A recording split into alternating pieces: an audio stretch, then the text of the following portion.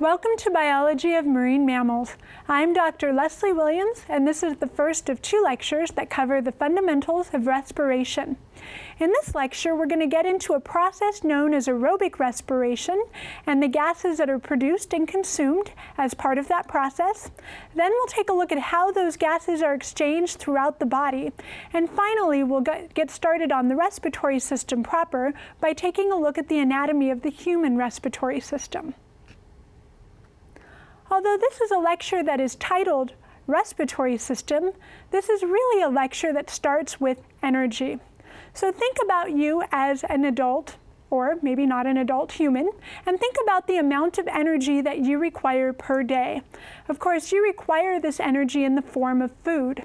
The average adult female requires anywhere between 1,800 and 2,000 calories of food per day, and the average adult male requires just a little bit more than that. So ultimately, you get your energy from your food. Now, mammals, as a rule, are energetically expensive. We require energy to move. All those muscle contractions require energy. We require energy to think. Actually, quite a bit of energy is consumed in the nervous system with your neurons firing and communicating with each other. We even require energy to keep our heart beating and to generate heat. So although all mammals are energetically expensive, marine mammals in particular require even more energy. And this is because they are in the aqueous environment and they must consistently generate heat, more heat than the average terrestrial mammal. And this is because, as you may recall from an earlier lecture, water dissipates heat about 25 times as fast as air does. So even though they're generating heat, the water is constantly drawing it away. So they have to generate a lot more heat, therefore, than the average terrestrial mammal does. Also, many of those marine mammals are swimming 24 hours a day, such as dolphins and whales. All of that swimming requires a lot of muscle contraction.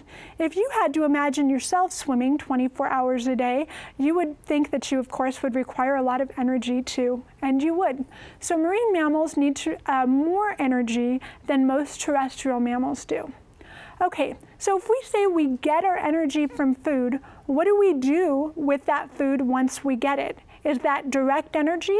And the answer is not really. As it turns out, in order to actually use the energy in sugars and other food molecules, we have to convert it into a usable form of energy. It turns out that our cells, or the building blocks of our bodies, don't know how to use the energy stored up in sugars and other food molecules directly. We go through a process that's known as aerobic respiration.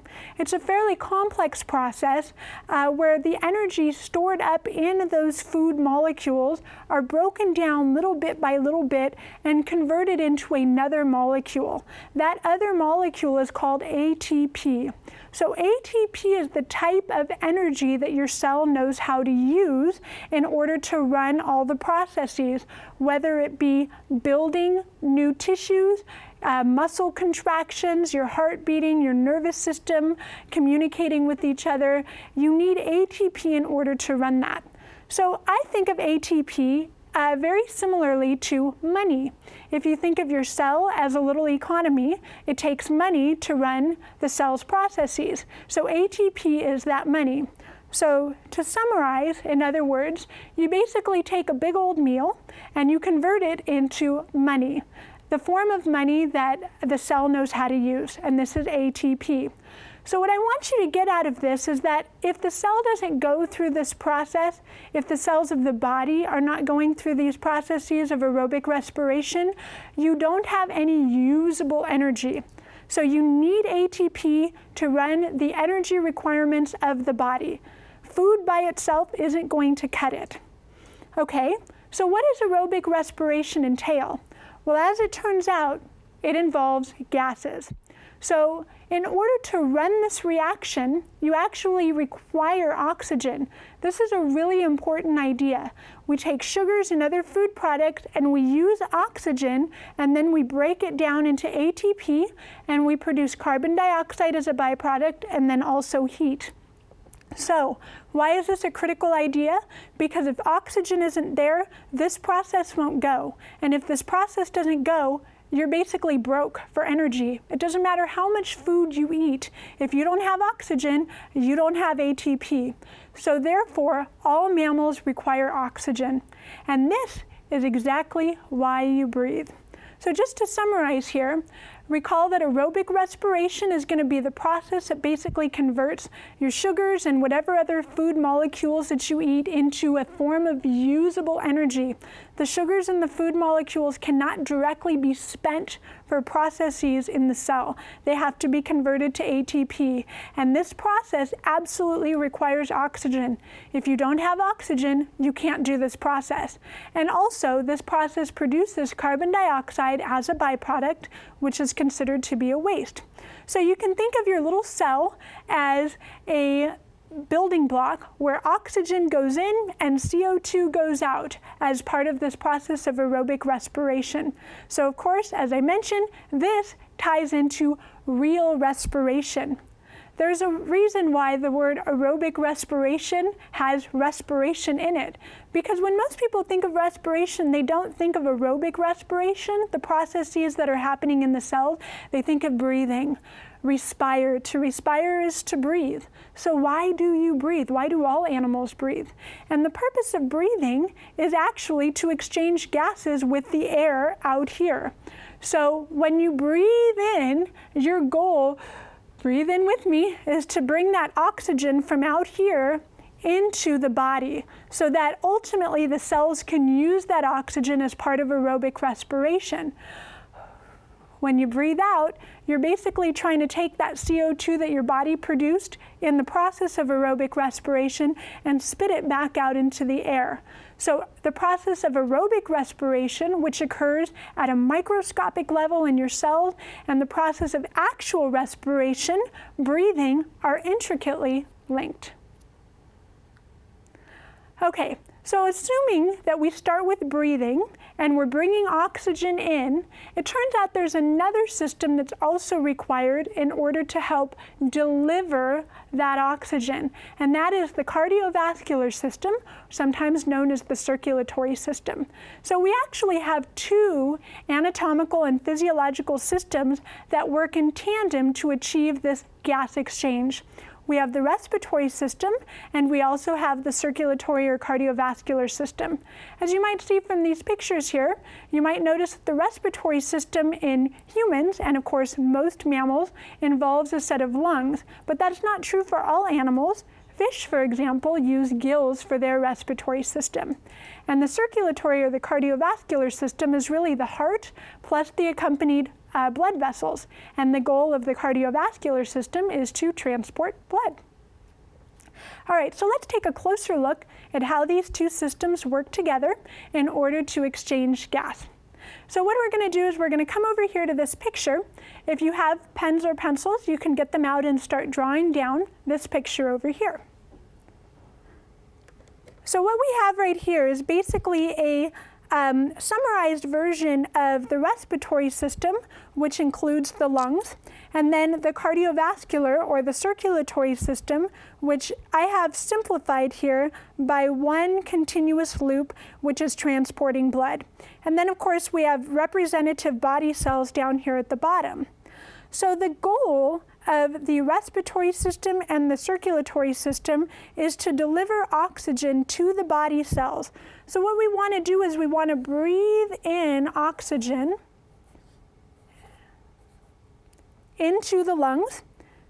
We're going to hope that that oxygen then jumps over into the bloodstream, where it will then travel around the body in a blood vessel, and then eventually go into a cell. In the cell, the oxygen will be consumed, and in the process of aerobic respiration, we will spit out CO2 as a waste product. So CO2 is produced as a waste product. It then also jumps into the bloodstream. We can't have waste building up in the body. And it's going to come back around and then go into the lung space, where during the next breathing cycle, it's going to get expelled out through the nose or through the mouth. And that is a summary of how the respiratory and the cardiovascular system work together in order to achieve gas exchange. The picture that's shown on the slide right now is a similar picture. There was a lot of detail in here, but you can still see the same thing. You have an airspace up at top, oxygen comes in, travels around the bloodstream, gets deposited in the cells, and then CO2 is produced as a byproduct of aerobic respiration, gets back into the bloodstream, and of course is expired in the next breath. So now that we've covered that, let's go ahead and move on and take a look at the anatomy of the respiratory system. What I'm going to do is I'm going to actually go through the parts on my own face and body. Of course, a lot of them are internal, but you yourself might be able to find these same parts as we move through them. What we want to do is follow a drop of air when we first breathe it in as it travels down into the lungs. So as we breathe in, assuming you breathe in through your nose, air first goes through your nose and then your nasal cavity, which is directly behind. Once air moves back into the nasal cavity, it actually moves back to the throat, which is also called the pharynx. So that's back there. And then down into the larynx, which is also known as the voice box. And on males, you can find this pretty easily because it's where your Adam's apple bobs up and down. Fortunately, females, it's a little harder to see, but for males, you can find the larynx. It's where the Adam's apple bobs up and down. Now, beyond the larynx, you have what's called your windpipe, or your trachea, and that lines right down here. And once you get into your trachea, then you actually split into either a right lung or a left lung. So air then gets bifurcated into both lungs. Okay, as we move into the structures of the actual lungs, I think it's helpful to think of the lungs as an upside down oak tree. So to me, when I look at the branching pattern of the lung structures, what I see is an oak tree in the winter when it's lost all of its leaves. And so if you keep that analogy in mind, it makes it a lot easier to learn the branching patterns within the lungs. All right, so again, recall that we're going to go with that upside down oak tree. If we start with one big trunk, then we have the trachea. So the trunk is the trachea. Once you have the trunk, it splits off into smaller branches, and those branches are formally known as bronchi, plural, or bronchus, singular. As you get to smaller and smaller branches, you eventually make your way to bronchioles, which are the twigs, the smallest branches. And then from there, you actually move into the true respiratory structures. So although I did say, imagine this was an upside down oak tree, now imagine that this oak tree is dotted with millions and millions and millions of grapes. And each one of those grapes, those bunches of grapes that you come to at the very end of a twig, is going to be the alveolus or alveoli for plural. So everything that we've talked about so far really is just an airway. You're following air as it moves to smaller and smaller parts, to deeper and deeper recesses within the lungs. And the end goal is to get into one of those bunches of grapes or the alveoli. All right, it's useful to actually divide up the respiratory system into two different functional divisions. We have the conducting zone. This is just going to be the open airway that you move gas in between. So we start with the nose and the nasal cavity all the way down to the bronchioles or the twigs. And then you have the zone that really matters. This zone is where you actually exchange gas between the airspace and the blood. And these are going to be the alveoli, of which there are millions in each lung, and even some of the tiny bronchioles that connect the alveoli. So if we think about the structure of the respiratory system, you have open airways that are involved in moving air from out here to deep inside here, and then you have a zone where you actually try to get the gas, oxygen, to move from the airspace into the blood, and CO2 to move from the blood back into the airspace. And with that, we've covered the first of our two respiratory lectures.